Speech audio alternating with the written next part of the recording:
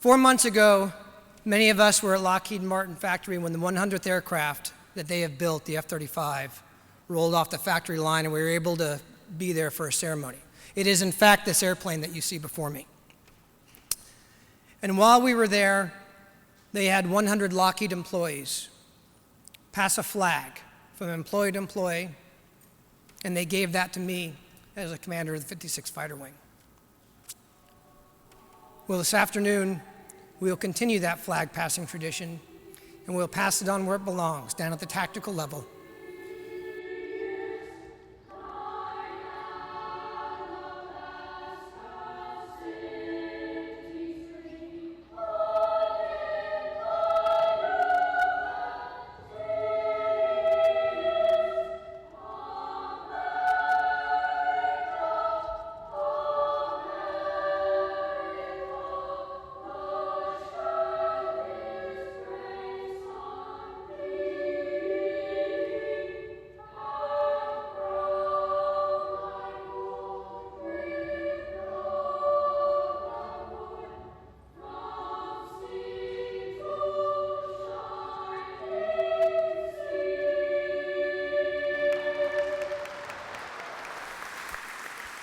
Okay, I think we just experienced a wow moment. What do you think?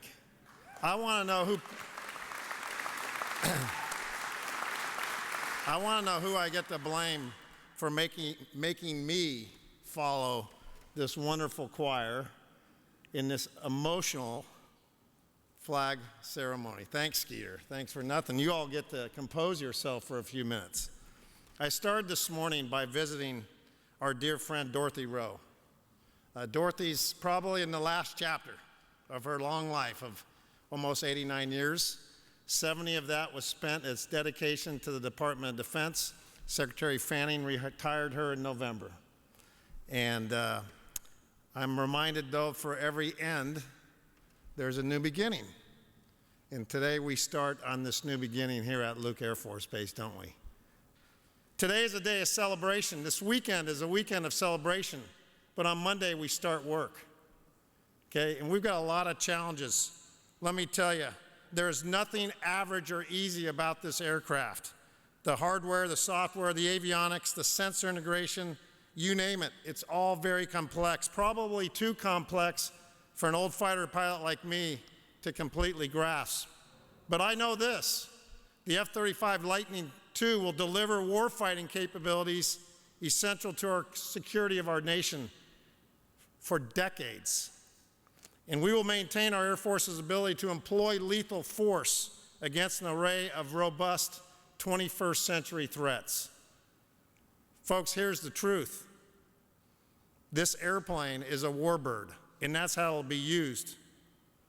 As much as I can wish that that wouldn't happen, hack the clock, because our fixers and our flyers are going to train men and women that sooner than later, will be employing this airplane in combat. That's the reality. Let's not forget what they are here to do, what these airmen are here to do. They're here to keep our children and our grandchildren safe. And the F-35 is going to be the platform, the neatest, best machine available to do that. And so with my remaining time, if I could, I want to thank those brave men and women that are going to fix and fly this airplane. Would you give them a round of applause, please? God bless you. Thank you.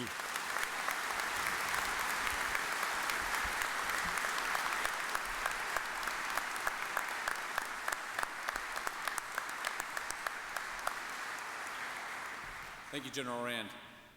Ladies and gentlemen, the Executive Vice President and General Manager, F-35 Program for Lockheed Martin Aeronautics, Ms. Lorraine Martin.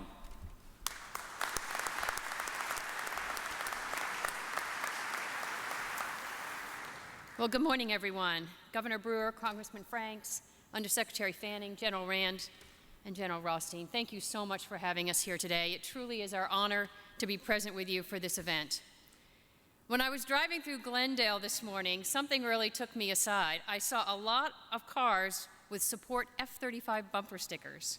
It was really great to see, but it did tell me I was in the right place. There was no doubt. As you know, Luke is the largest fighter base and Lockheed Martin is proud that our F-16s have been part of this community for decades. With the addition of the F-35 today, we are extremely happy that we'll be able to continue this partnership, and we do truly consider it a partnership, for the next 50 or more years. What you have built here is nothing short of world class. The facilities, the teams you've assembled, they are remarkable. There is a spirit in Luke like nowhere else, and it's in everything you do. The communities surrounding this base are the embodiment of that spirit. Last December, I had the honor of meeting Charlie Freericks, David Scholl, and many other members of the Fighter Country Partnership.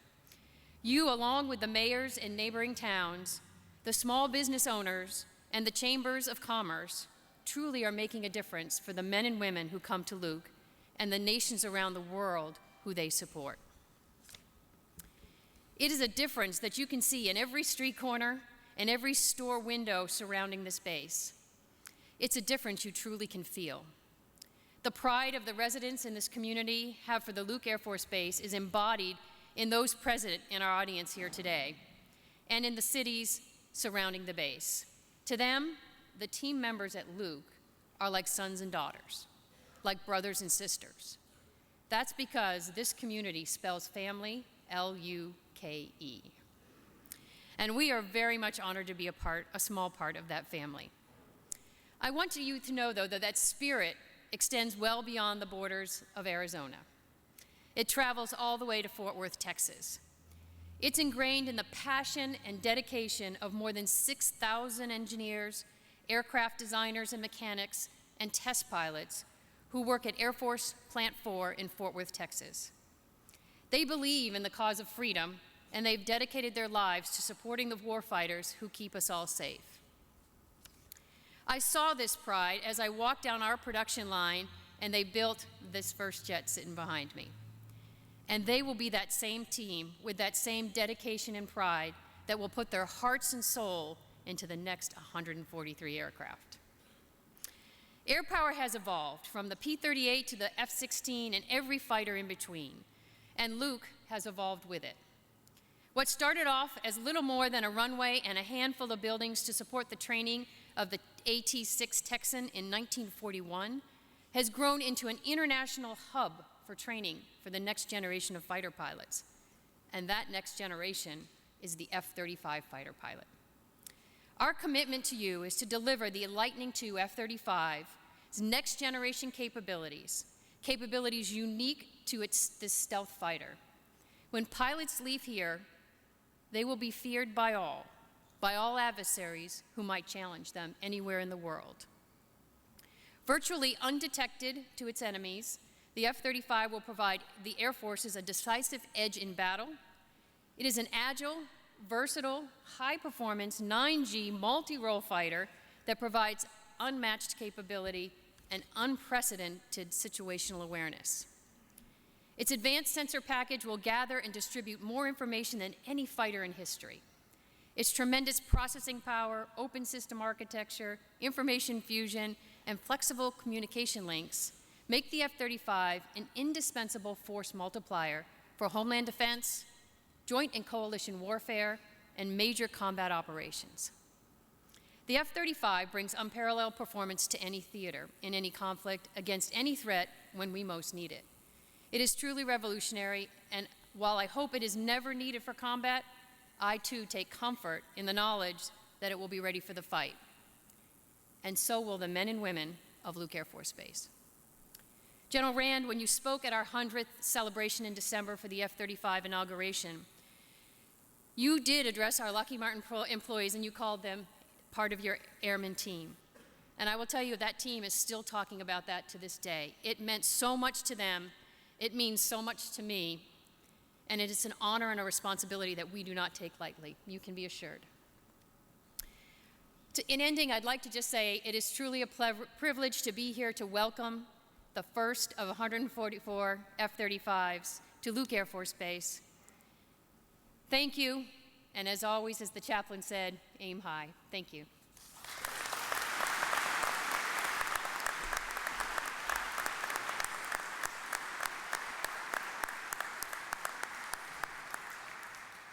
Thank you, Ms. Martin. Ladies and gentlemen, the Undersecretary of the Air Force, the Honorable Eric Fanning.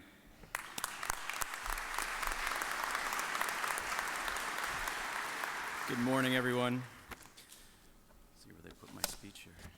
Thank you for having me here today, and thank you for coming out for this great celebration. You kind of have me at a disadvantage, though, because you get to stare at the Joint Strike Fighter to the F-35 the whole morning. I've got it to my back, so if you'll indulge me for a second, just want to take a look at it. Everything Lorraine said is true. I'm going to say it a little bit differently. This machine is awesome. Today's ceremony embodies, to me, commitment. For the Air Force, it represents our commitment to the F-35. This weapon system is critical for the Air Force continuing to provide decisive air superiority around the world. Air superiority that we have provided for the almost 70 years that we've been a service. We have owned the skies since we became a service in 1947. This fighter will dominate anything else anywhere in the world that any other country produces. It is leaps ahead of anything ever fielded.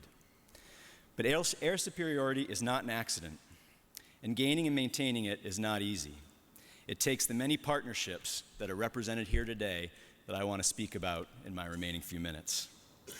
For the local communities represented here today, this is about your commitment to Luke and to our Air Force. And this is why your Air Force is so committed to you. There's no stronger community relationship anywhere than exists between Luke and the communities that sit around it. And this relationship isn't lost on us when we decide where to base new aircraft. You should be proud that as we become a smaller Air Force and divest entire fleets and pull aircraft out of bases around the country, that we're here celebrating today the first of what will be 144 of the best fighter planes ever produced in the world. For Lockheed Martin and our other industry partners, today represents a commitment to collaboration between industry and government. Ours is a team that only gets stronger as we get further into this program. For the foreign air forces that are here today, this is a commitment to partnership between our air forces. We could not have built this fighter if we didn't do it together. The 144 F-35s coming to Luke will belong to 8 partner nations, including the United States. This program has been an international endeavor from the ground up and is leading to the first international flying training unit ever. This eventually means that when an American airman goes out to fly, it could be on an aircraft with a partner nation's tail flash and vice versa. This level of interoperability goes beyond anything we have ever done before. And for Luke, this is about a commitment to training the world's best fighter pilots, a mission it has had for over 70 years, longer than the Air Force even existed, and which included the original Lightning, the P-38. And it's only fitting we should continue this mission at Luke, fighter country.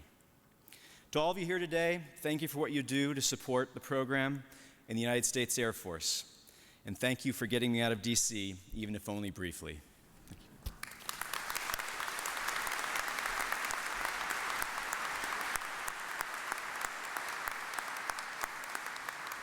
Thank you, Mr. Fanning. Ladies and gentlemen, the U.S. Representative for Arizona's 8th Congressional District, the Honorable Trent Franks.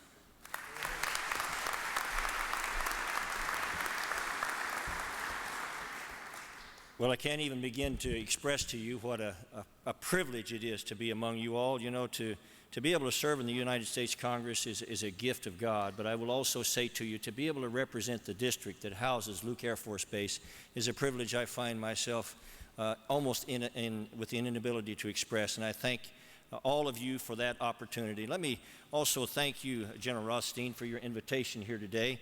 As soon as I got out of the vehicle, this aircraft was roaring above my head, and I thought the planning that you went into to do that just for me was astonishing. And I'm used to being in a congressional environment, and there's a lot of chaos there. But when you step on the premises of a military facility of almost any kind, the planning and the articulation, all the things that you do are just amazing. And thank you. And I want to express your own comments to the rest of the people here on this stage. I have to call out 2 special names that are privilege for me to be here with, because they happen to also be beloved friends. And of course, that's General Rand and Governor Jan Brewer. We are very grateful to be here with all of you.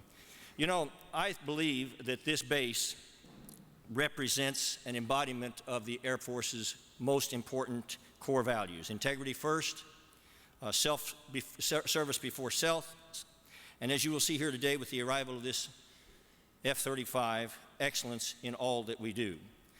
It is because Luke has been so committed that the Air Force and this base now are able to take the next great chapter in American freedom. And I am, again, grateful to be here. It was the foresight of current and former wing commanders, as well as the local elected officials and all of the community, that preserved the installation from encroachment that has plagued a lot of the other bases that would have been our competitors otherwise. And so much credit goes to all of the elected officials that have been spoken of here today, and I echo that because it was a team effort. So much credit goes to the people that worked time and time again to work with the community here, the community leaders, and many Air Force bases have had pushback from the community. But I will say to you that I'd like to call out a few special people. The previous 56th Fighter Wing Commander, General Philip Breedlove, established Luke's Community Initiatives Team, and it has been instrumental in cultivating a positive relationship between the base and the community, and it really was the kind of the core effort that brought it all together. I had the privilege of going in a demonstration flight in one of the F-16s with General Breedlove at the controls, and it was one of the great moments of my life, as you might imagine. When we were over the Goldwater Range, I said, you know, General, I'd like to go ahead and do a 360-degree loop here because I may never get to do that again. And he says, are you sure? And yes, I was, and we did, and it was magnificent. But it looks like that might have been prophetic, because this aircraft only has one seat. So I probably, given the challenges of today, would be relegated to the Bombay doors if I was going to ride in it.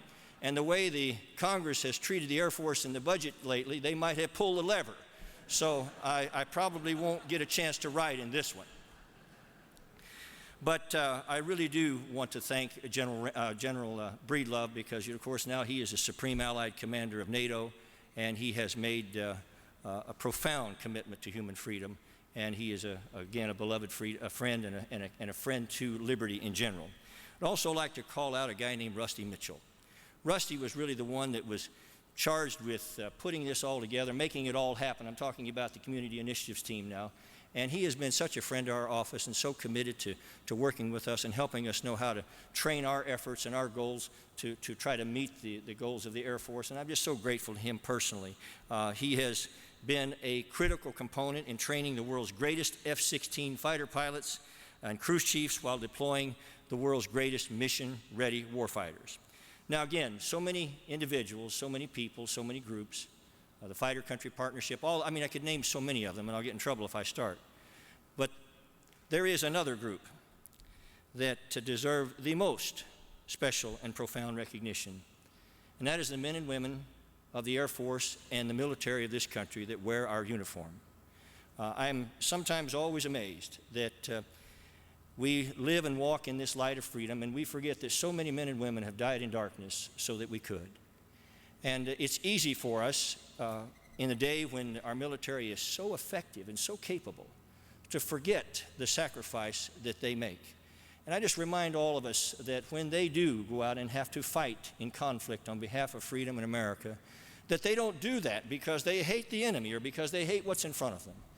They do that because they love what's behind them. They love this country. And all of us, as the poet said, to paraphrase just slightly, we sleep safe in our bed at night because noble warriors of freedom stand ready to visit violence on those who would do us harm. And I don't know of any more noble figures in all of human society than those that put themselves at mortal risk for the freedom and liberty of the rest of us. And I know that my 5-year-old twins have a better chance to walk in the light of liberty because so many of these people that will be unnamed perhaps in the annals of history came and did their best to be committed to the cause of human freedom. And I thank them with all of my heart, and I hope you will too.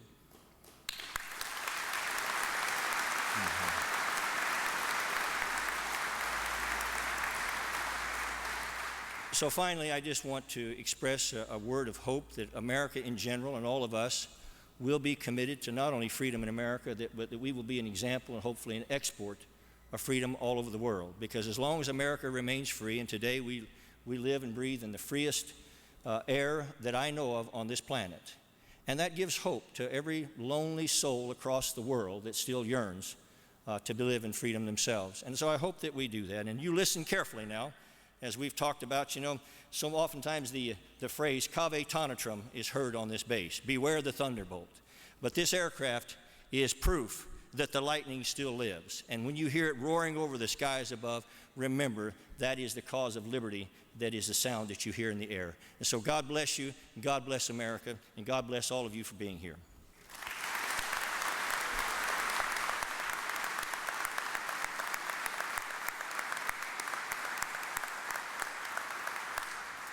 Thank you, Congressman Franks. Today we celebrate the unveiling of the F-35A Lightning II, a transformational aircraft, while also remembering our proud heritage and honoring everyone who has worked diligently to make this day a reality. Please direct your attention to the screens for a short Thunderbolt celebration video.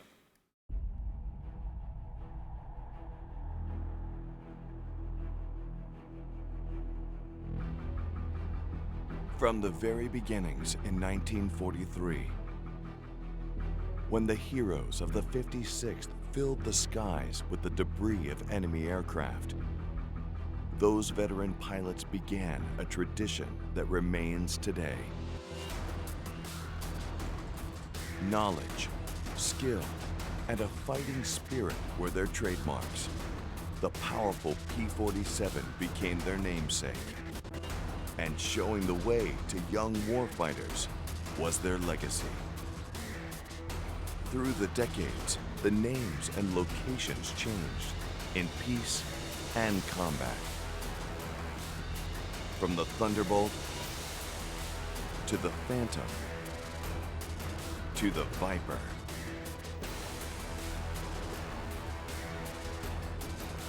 And teaching new pilots became their mission.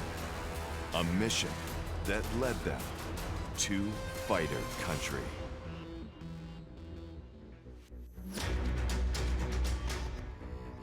Chosen for the wide open spaces and named for a local hero,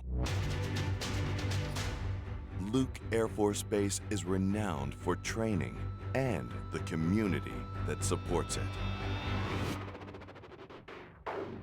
It began over 70 years ago with a simple mission: train the world's greatest fighter pilots.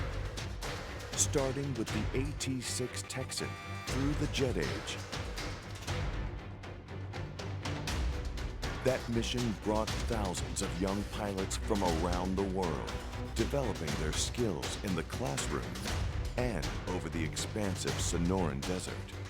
Home to the 56th Fighter Wing, where the pride and talent of diverse support groups and squadrons join to achieve the same standard: deploying mission-ready warfighters. Today, the 56th Fighter Wing and Luke Air Force Base stand ready for a new generation, a new legacy, and a new Thunderbolt.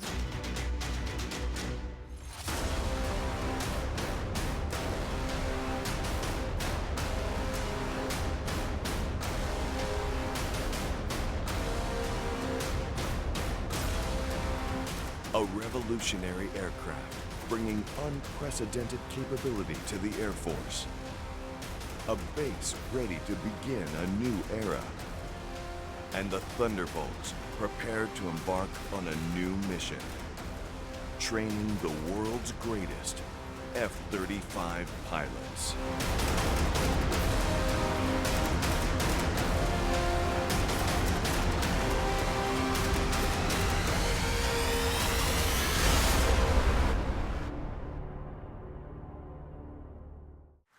Ladies and gentlemen, the Governor of Arizona, the Honorable Jan Brewer.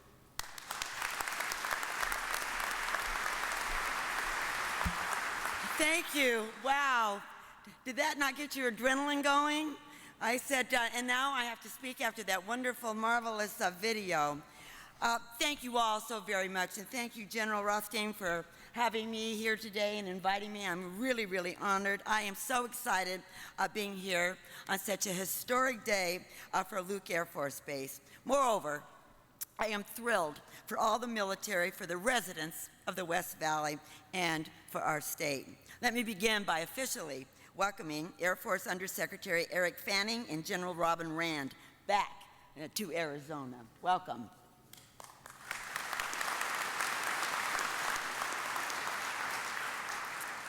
As you well know, Arizonans are fervently patriotic and strongly support our military personnel.